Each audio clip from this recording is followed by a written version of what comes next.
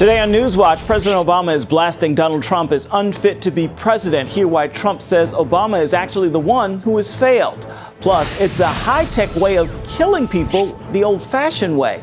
Find out why America should be very concerned about an electromagnetic pulse attack. And the Hope Project. See the Christian program being offered to children in Ghana and how it's changing lives for good.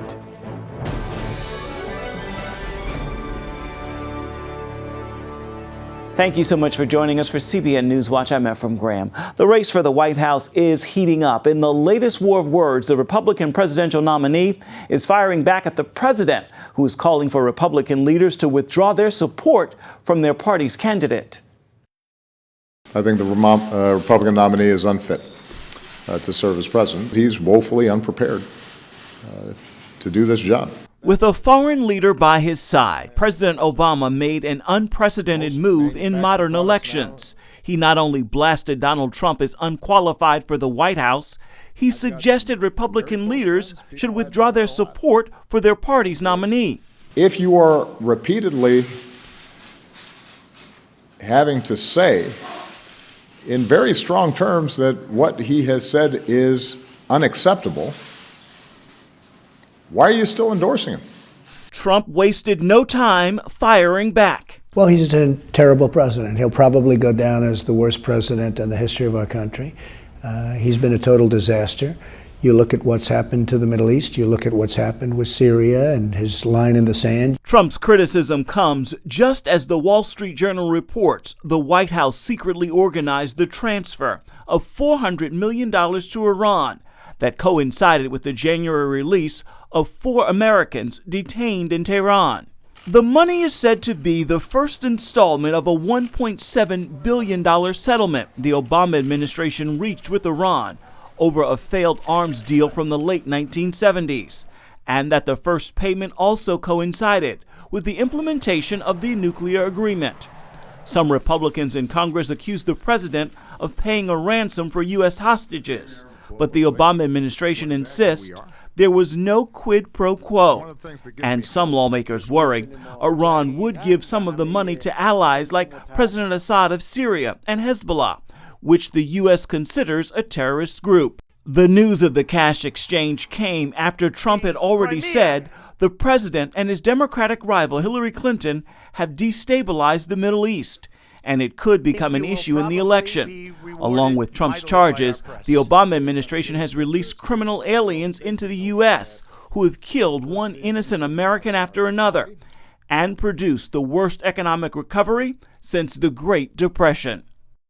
Meanwhile, some Republicans are distancing themselves from their nominee. Former Silicon Valley executive and GOP fundraiser Meg Whitman has been vocal in her opposition, and she now says she's decided to support Hillary Clinton. U.S. Strategic Command officials say North Korea launched 2 ballistic missiles that flew roughly 620 miles today. Initial indications show one of the missiles exploded immediately after launch, while the second was tracked over North Korea and into the Sea of Japan. North Korean officials also claim they've seen a series of technical breakthroughs that would enable the country to acquire a long-range nuclear missile capable of reaching the continental U.S. South Korean defense officials say North Korea doesn't yet have such a weapon, but some civilian experts believe the North has the technology to mount warheads on shorter-range missiles that can strike South Korea and Japan.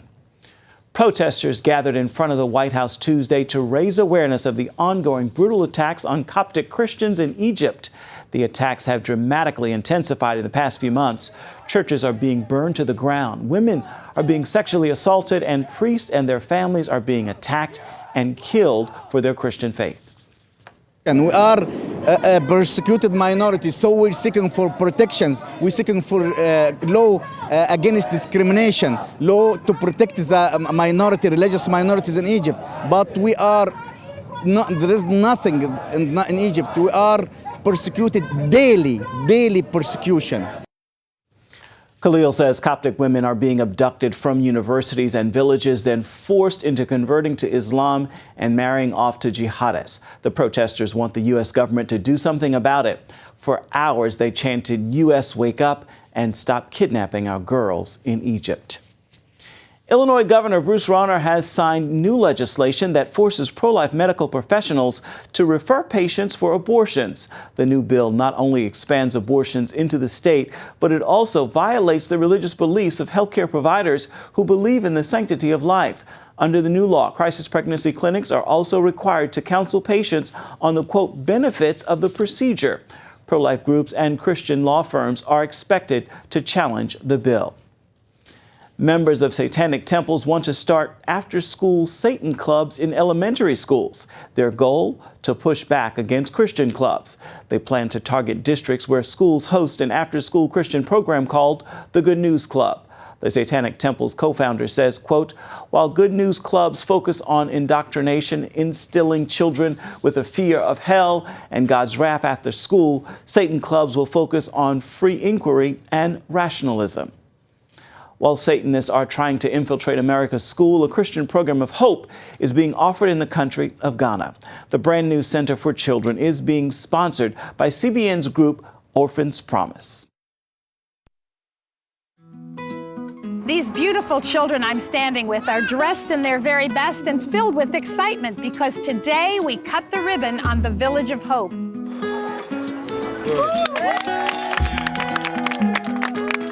Each one of them has come here needing a family. They'll be in an apartment with a mom and a dad, 6 children to a home.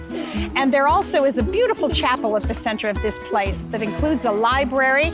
There's a soccer field I'm looking at, lots of activity for them. And an interesting story here too about a young man named Richard who was actually educated by Orphans Promise. He majored in agricultural technology and today he is building and running fish farms here on this property that will feed protein to these children and also supply income for the Village of Hope. I also had the privilege of dedicating the chapel with a message taken from Psalm 68. God said, I will put the lonely in families. Why? Because family is a God idea. Children are meant to be raised by moms and dads who love them and help them envision who they are and dream for their futures. And that's why we're here, because in this house, children who have found themselves without that are going to be redeemed by the mercy and the grace and the love of their Heavenly Father. And we get to watch it. It's going to be an amazing miracle. And you can learn more about the Hope Project and what Orphans Promise is doing around the world by logging on to orphanspromise.org.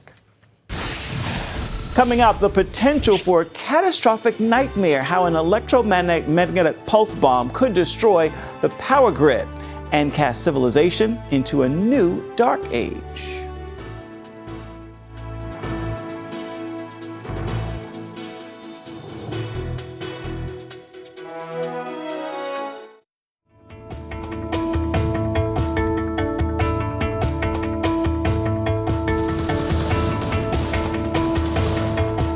It is a nightmare scenario for America and a serious threat. If it happens, it could result in millions of deaths. Yet the federal government is doing nothing to prevent this potential catastrophe.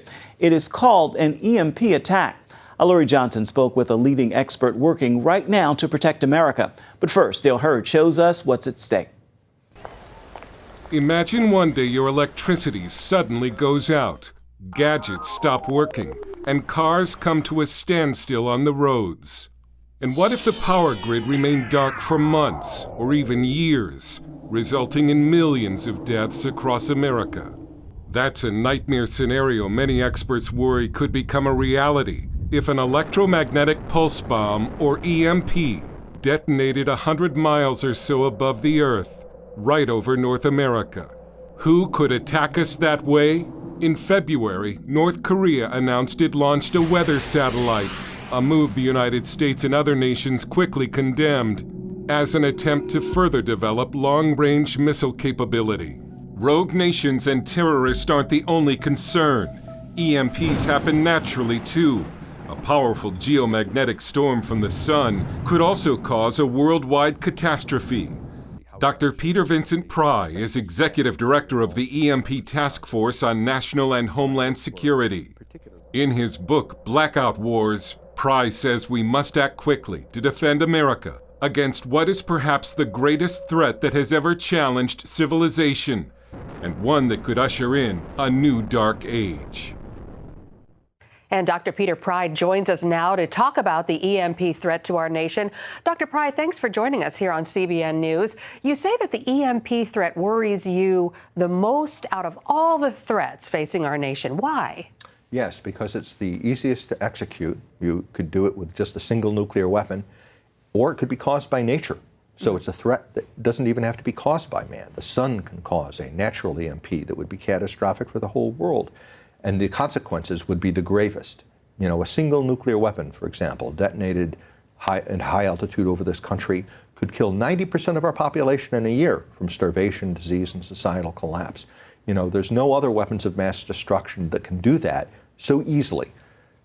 Well, we're talking about something that can knock out our electrical grid, and a lot of people don't realize how every facet of our life is tied to electricity. A lot of people would say, I don't understand how I would die from something like that. But we're talking about water, the most basic needs. Food would run out in a very short period of time with no electricity. Explain how that works. Sure, we're an electronic civilization, and everything depends directly or indirectly on electricity. You know, it requires huge amounts of electricity to purify water and to pump water so that you'll have running water into your cities. You know, in the immediate aftermath of a blackout of the electric grid, you know, the running water would stop and there'd be no pure running water available.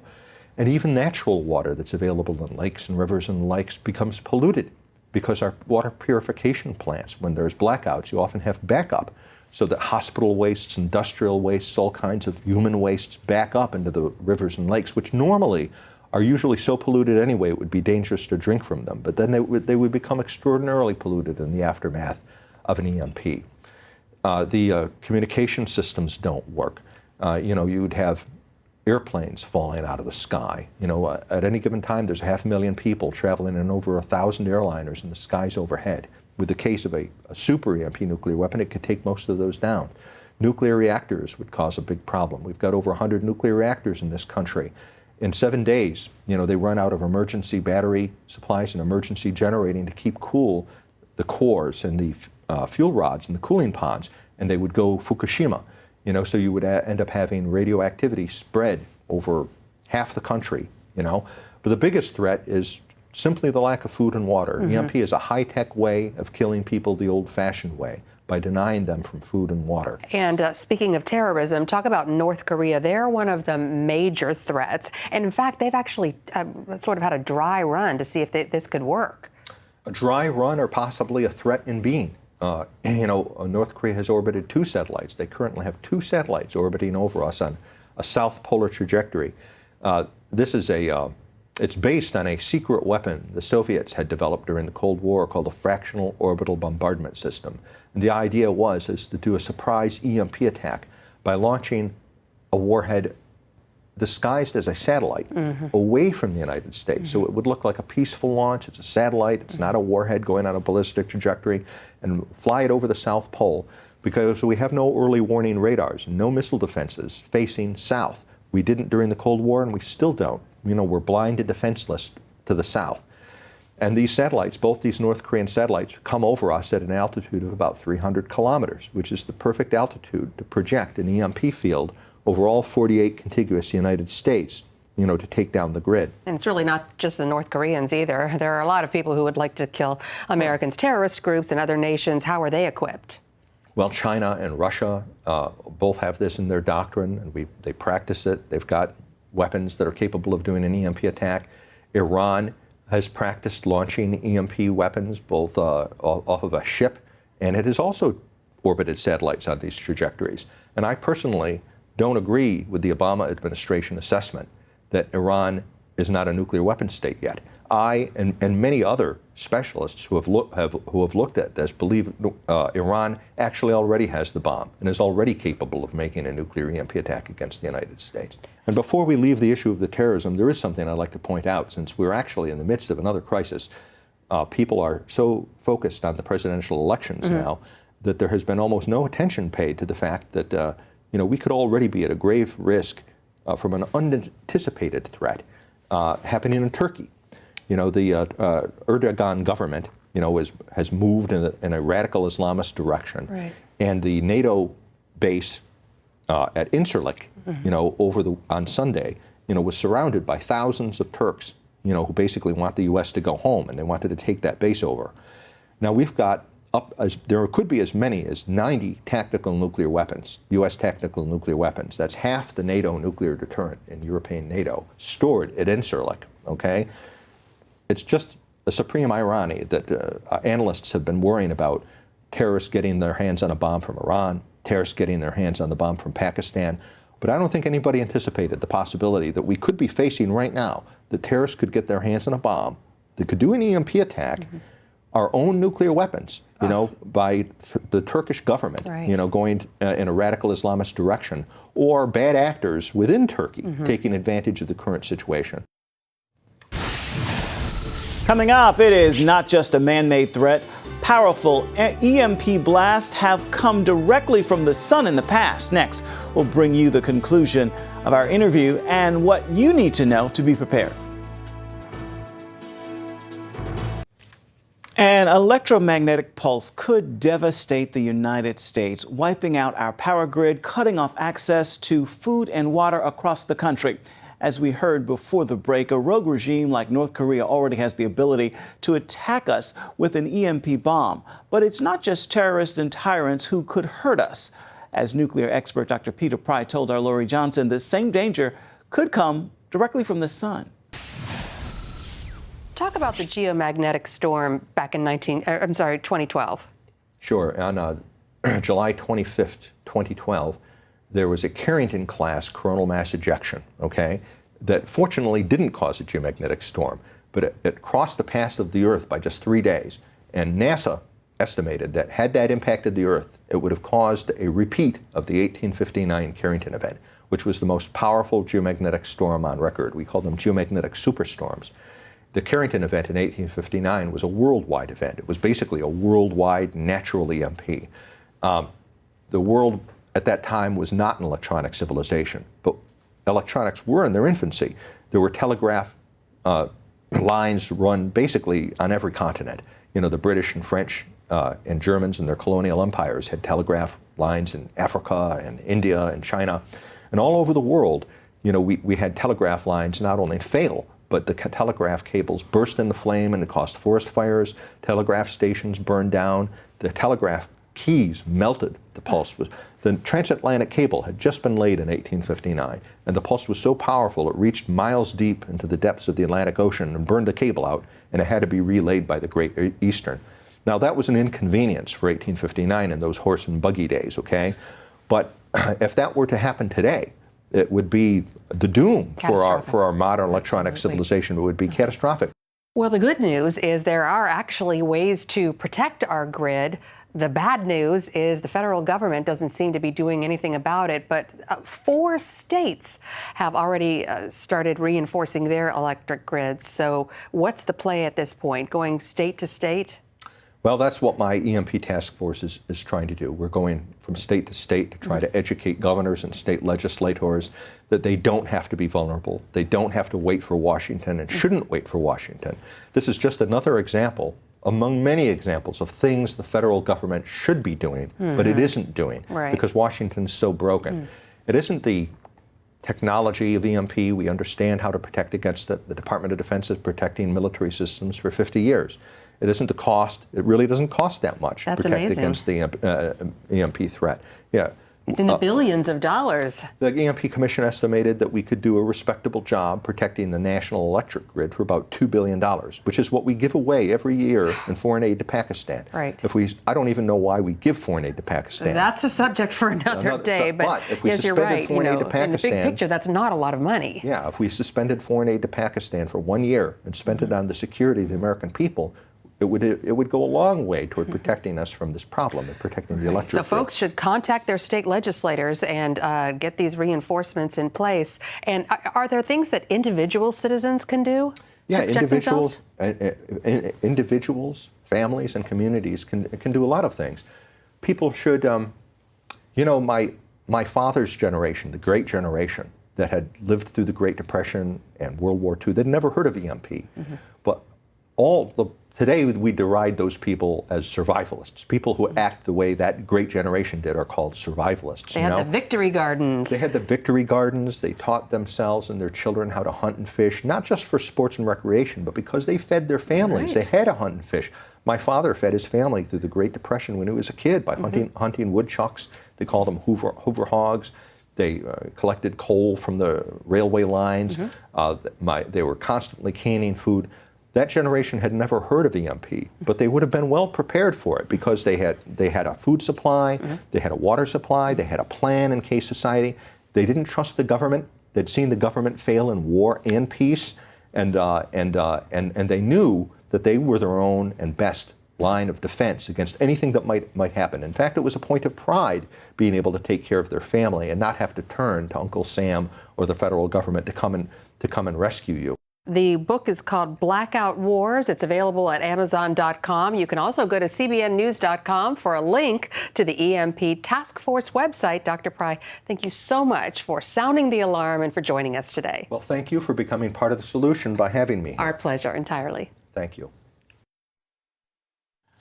The family of Bill McCartney says the former Colorado football coach and founder of Promise Keepers Men's Ministry has been diagnosed with late-onset dementia and Alzheimer's. Family members said in a statement the 75-year-old is still biking, golfing, supporting his old football team, and being an active member of his church. McCartney founded Promise Keepers in 1990.